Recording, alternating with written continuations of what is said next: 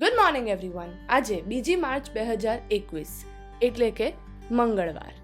તમને યાદ હોય તો ગયા માર્ચમાં એટલે કે માર્ચ 2020માં લોકડાઉન શરૂ થઈ ગયું હતું.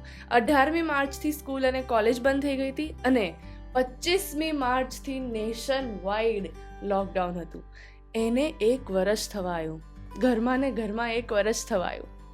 તો આજની તિથિની વાત કરું તો આજે મહાવદ ચોથ.